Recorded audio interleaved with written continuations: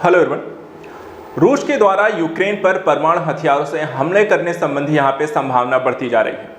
हाल ही में देखा जाए तो राष्ट्रपति व्लादिमीर पुतिन के द्वारा अपने सैनिकों को और सेना को टैक्टिकल न्यूक्लियर वेपन्स के माध्यम से यहाँ पर अभ्यास करने यानी ड्रिल करने के यहाँ पर एक आदेश जारी किया है। इस आदेश को इस परिदृश्य से भी देखा जा रहा है क्योंकि दूसरी तरफ यूरोप और अमेरिका के द्वारा यूक्रेन को लगातार सैनिकों और हथियारों के यहाँ पे सप्लाई करने की बात की जा रही है, जिसको लेकर के यहाँ पे रशिया जो है इससे पूरी तरीके से सहमत नहीं है और उसने एक चेतावनी के तौर पर यहाँ पर परमाणु हथियारों के संदर्भ में बातें कही हैं। फिलहाल यहाँ पे डायरेक्टली यहाँ पर इसके हमले करने की बात नहीं कही गई है, लेकिन इस तरीके के आदेश जो पारित किए गए हैं वो यहाँ पर न्यूक्लियर वेपन्स का प्रयोग करना और आगामी युद्ध में या रशिया यूक्रेन युद्ध को इस तरफ बढ़ते हुए देखने की संभावना को प्रबल बना देता है। इससे पहले भी रशिया के द्वारा बेलारूस में भी अपने परमाणु हथियारों को डिप्लॉयड किया गया था और इसलिए हम इस पूरे मुद्दे का आज यहाँ पर विश्लेषण करने जा रहे हैं। सबसे पहले यहाँ पे मुद्दा जो चर्चा का विषय है उसको यहाँ पे समझने का प्रयास करते हैं। देखिए, रूस के राष्ट्रपति जो हैं व्लादिमीर पुतिन ने अपनी सेना को परमाणु हथियारों को साथ ड्रिल करने या युद्धाभ्यास करने की यहाँ पर आप देख सकते हैं एक आदेश यहाँ पे जारी किया है और इस युद्धाभ्यास में उन्होंने नेवी और यूक्रेनी देखिए सीमा के पास तैनात सैनिकों को भी इसमें शामिल करने को कहा है।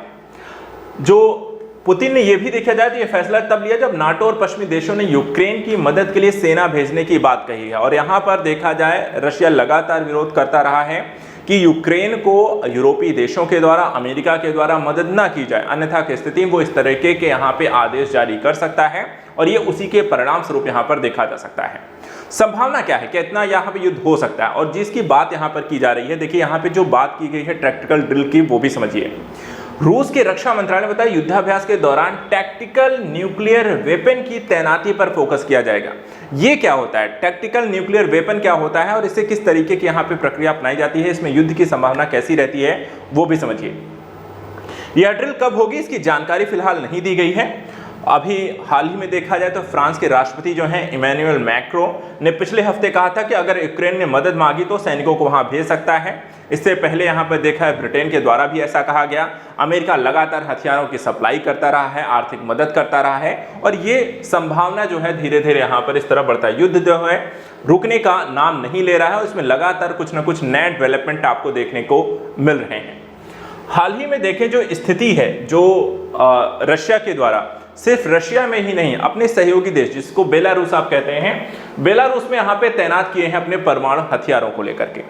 यूक्रेन के साथ 3 साल से जारी इस जंग के बीच यहाँ पे 25 मई को रूस के राष्ट्रपति व्लादिमीर पुतिन ने बेलारूस में परमाणु हथियार तैनात करने की यहाँ पर घोषणा की और पुतिन ने बेलारूस के राष्ट्रपति लुकाशेंको काफी समय से परमाणु हथियारों के देश तैनात करने की मांग कर रहे थे और बेलारूस के साथ रूस के करीबी जो है सैन्य संबंध है, जिसका फायदा उठाते हुए पुतिन ने बेलारूस में यहाँ पर अपने परमाणु हथियारों को यहाँ पे डिप्लॉयड कर दिया है कि आने वाले समय में वहां पर बेलारूस से भी वो हवाई हमला या इस तरीके के परमाणु हथियारों से हमला कर सकते हैं।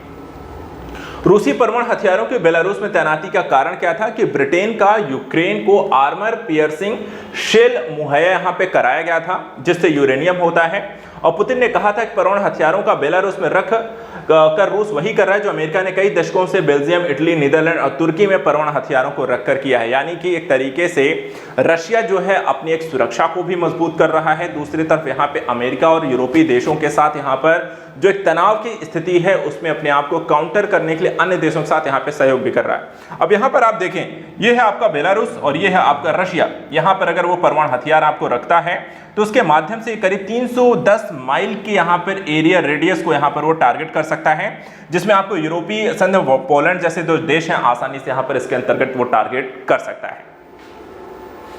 इसके बाद आइए यहाँ पे समझते हैं जिस न्यूक्लियर टैक्टिकल वेपन की बात यहाँ पर की गई है वो होता क्या है और इसे किस तरीके के कार्य यहाँ पे संपन्न किया या किस तरीके का टारगेट यहाँ पर आप सेट कर सकता है रसिया। देखिए इसमें होता क्या है, इसमें छोटे एटम बम होते हैं, बहुत बड़े एटम बम यहाँ पे नहीं होते, ये छोटे छोटे एटम बम इसमें होते हैं जिनकी क्षमता 1 किलोटन से लेकर 100 किलोटन हो सकती है। हिरोशिमा पर गिराया गया जो एटम बम था वहां पर देखा है तो 15 किलोटन का एक क्षमता था और 100 किलोटन क्षमता के बम का असर जो होता 8 किलोमीटर तक यहाँ पर हो सकता है। ऐसे 2000 बम रूस के पास हैं, इन्हें टैक्टिकल न्यूक्लियर वेपन भी यहाँ पर आपको कहा जाता है और इसी का प्रयोग यहाँ पर वो न्यूक्लियर अभी युद्धाभ्यासों के दौरान करने जा रहा है। इन्हें कैलिबर मिसाइल की सिस्टम SN-30 से यहाँ पे लॉन्च किया जा सकता है। ये बम इस्कंदर मिसाइल सिस्टम से यहाँ पे दागे जा सकते हैं। रूस का father of all bomb 800 kiloton क्षमता का यहाँ पर है और ये हिरोशिमा पर गिराए गए बम से करीब 3000 गुना यहाँ पे ज्यादा ताकतवर है। अमेरिका के पास 1000 गुना यहाँ पे ज्यादा ताकतवर एटम बम है। इस तरीके से देखा जाए तो वर्तमान समय में जो रशिया है उसके पास जो परमाणु हथियारों का जखीरा है वो अपने आप यहाँ पर विध्वंसकारी है।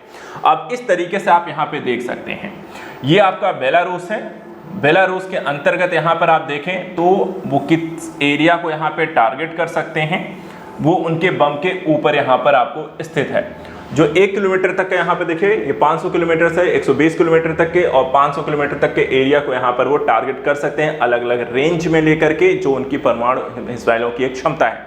और इसमें आप रशिया के साथ साथ यहाँ पर यूरोपीय कंट्रीज को इसमें आप टारगेट करते हुए आप यहाँ पर देख सकते हैं। आइए यहाँ पर परमाणु हथियारों को लेकर के थोड़ा सी जानकारी यहाँ पर और हासिल करते हैं, इनकी स्थिति और इनके इतिहास को लेकर के। सबसे पहली बात अगर हम यहाँ पर करें कि सिप्री की एक रिपोर्ट आई थी जिसमें दुनिया में परमाणु युद्ध की आशंका बढ़ती जा रही है और परमाणु हथियारों के बारे में यहाँ पर उनके द्वारा जानकारी एक दी गई, जिसमें कहा गया कि दुनिया के सबसे घातक माने जाने वाले परमाणु हथियार न्यूक्लियर वेपन सामूहिक विनाश के ऐसे हथियार होते हैं जो तबाही मचाने के लिए न्यूक्लियर एनर्जी का यहाँ पर इस्तेमाल करते हैं। और इस तरीके के इस्तेमाल जो होते हैं वो सबसे हिरोशिमा और नागासाकी हमारे पास सबसे एक बड़ा एक एग्जाम्पल है कि किस तरीके की तबाही वो यहाँ पर मचा सकते हैं। टैक्टिकल न्यूक्लियर वेपन या परमाणु हथियार जो होते हैं अपेक्षाकृत कम वजन के होते हैं और कम दूरी के तबाही मचाते हैं। और टैक्टिकल परमाणु हथियारों का इस्तेमाल कुछ किलोमीटर के दायरे में तबाही मचाने के लिए ही किया जाता है। जैसे यूक्रेन के क्षेत्र को तबाह करने के लिए वो टैक्टिकल न्यूक्लियर वेपन का प्रयोग कर सकते हैं। ओपेनहाइमर को परमाणु बम का पिता कहा जाता है। दुनिया का पहला परमाणु परीक्षण 16 जुलाई 1945 को अमेरिका के न्यू मैक्सिको में हुआ था। इस पर अभी देखा है ओपेनहाइमर एक मूवी बनी है जिसमें आपको देखा होगा।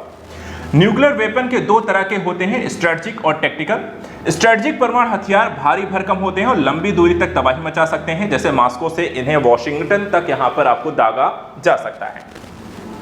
अब ऐसे परमाणु हथियार भी बनाए जा चुके हैं जो कि स्ट्रेटेजिकली और टेक्निकली दोनों तरह परमाणु हथियारों के रूप में काम करते हैं, जैसे अमेरिका का यहाँ पे B61 परमाणु बम, जिसको जिस तरीके से आप चाहें वैसे इस्तेमाल यहाँ पे कर सकते हैं, कम दूरी की क्षमता के साथ, ज्यादा यहाँ पर डायमेंशंस को क्लियर करते हुए, ज्यादा तबाही के संदर्भ में या फिर छोटे क्षेत्र को यहाँ पर भी टारगेट किया जा सकता है। कोल्ड वॉर के दौरान अमेरिका और सोवियत संघ ने हजारों की संख्या में टैक्टिकल न्यूक्लियर वेपन तैनात किए थे। हालांकि युद्ध के मैदान में अब तक कभी भी इनका इस्तेमाल यहाँ पर नहीं किया गया है, लेकिन ताज़ा तरीन जिस तरीके के यहाँ पे आदेश जारी किए गए हैं व्लादिमीर पुतिन के द्वारा, ये आगे चल करके रशिया और यूक्रेन के वॉर को क्या एक न्यूक्लियर वॉर में यहाँ पे बदल देगा, ये यहाँ पर समस्या खड़ी कर सकता है टैक्टिकल न्यूक्लियर वेपन के माध्यम से। इन फ्यूचर कोई भी डेवलपमेंट यहाँ पर होती है तो हम उसको लेकर एक बार फिर से यहाँ पर डिस्कस करेंगे। फिलहाल आज के सेशन में इतना ही। Thank you so much and good luck.